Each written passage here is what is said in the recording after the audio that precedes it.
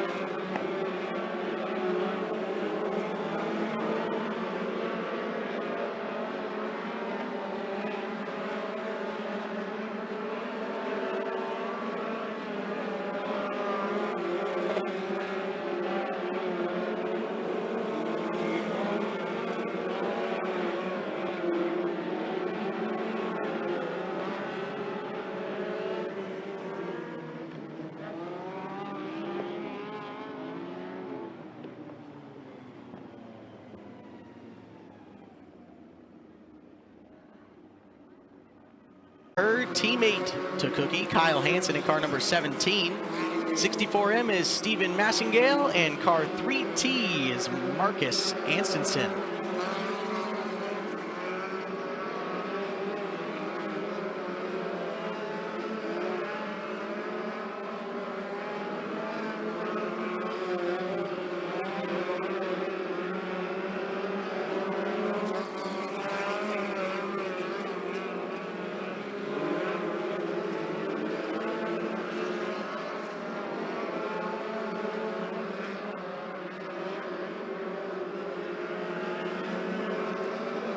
Most of our midgets running that bottom groove around the racetrack. A little bit choppy right now. Will be interesting to see what happens with the track as we make our way through our heat races tonight, especially those double heat races for the IMCA modifieds.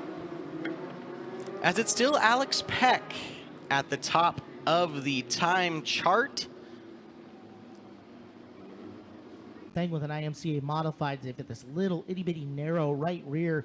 Well, the midgets aren't all that much more. They're on 13-inch wheels and tires amongst them. So we'll see how they navigate it. Got Hansen and Orchard on the front row. Evans and Harless row 2. Peck, Amundsen row 3, and Loving there in the 7th spot. 8 laps, each of the heat races for the Northwest Focus Midgets, as Kyle Hansen leads him down to the chalk line in corner number 4. We are green. Same passing point, 4 laps, the modifieds are on. Hansen wheel to wheel with Orchard. Orchard's got forward bite coming off the top of 2. Evans has got a line on Hansen to the inside of 3. Look out. These cars do not bounce off each other particularly well. Harless looking the outside for room, but lap number 1, it's Orchard. Then Hansen over Evans, who's looking to make the pass for second, coming off of turn 2. That race for second is the best race on the track for sure. As Alex Peck now going to look to the outside of Harless, almost making contact with his right front wheel, as now Peck gets up to the 4th position. Hansen struggling there on the outside as Evans gets up to second past him. Is now we've got the 11T of Loving looking to the inside of Alex Peck. Piles almost, or sorry, Peck in the Piles car, almost a 2-for-1 special in that one set of turns.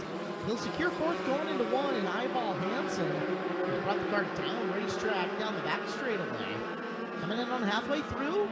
Maybe 4 laps down and 4 to go for Ryan Orchard, your leader. Second, third, and fourth, what's in your screen at the moment.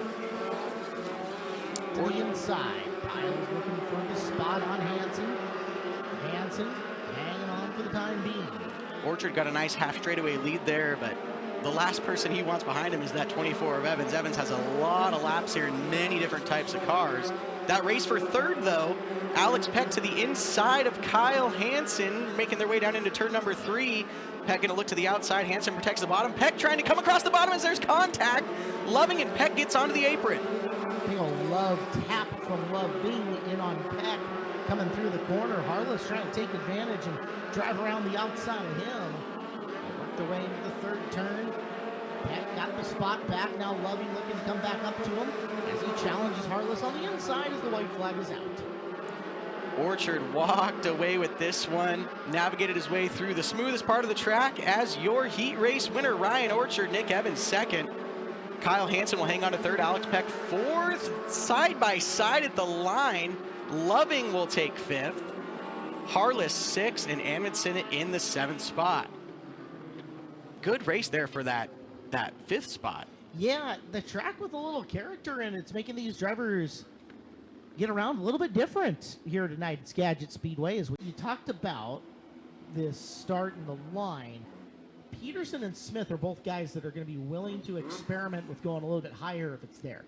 So Eyeballs on the In-Laws Racing 32 and the 17M. Yeah, those two cars there, your last two starters, they are willing to hang it out, that's for sure. And knowing the passing point format, they know exactly what they need to do to get those points for tonight's A main. So definitely keep an eye on those two drivers. Pritchard, Massengale bring him down. Not a very clean looking start by my eye. We will see what the starter says. Lights are still green down the back straightaway, so Massengale is going to get the jump and be allowed to have it. Massengale, wow, the early leader. Meanwhile, now you benefited there with Smith. He went 7th to 4th. Already up to 4th. Drop of green. That's Murphy in the yellow and red 71. Trying to close up in the back of Pritchard. Smith in 4th and Peterson is 5th. You see Smith bouncing through the middle there, and we're still early in this heat race, but he's the one willing to stand on the gas and get through the bumps if he can. As now we got a race for the lead. We got Pritchard to the inside of Massengale on the inside of turn number 3, but Murphy's there to pounce if they bobble just a little bit. You know, that line you were talking about from Massengale might be the smoothest coming around. Unfortunately, it's also a little bit longer around with a lot of juice at the bottom of the racetrack. It's going to cost him 3 spots from going up there.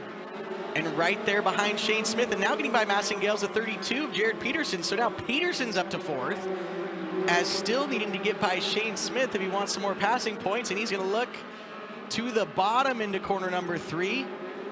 It's a 7-3 run for Smith, which is really good.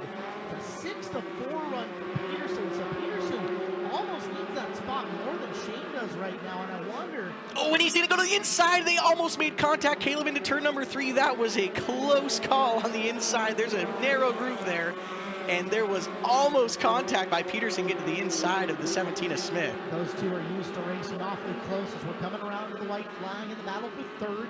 Between the black and red, 17M and the white and purple, 32. Smith again steps out just a little bit higher, widens his entrance into 1, and the big trying to catch Ryan Murphy. And down the back straightaway for the final time. Pritchard's going to win this deal.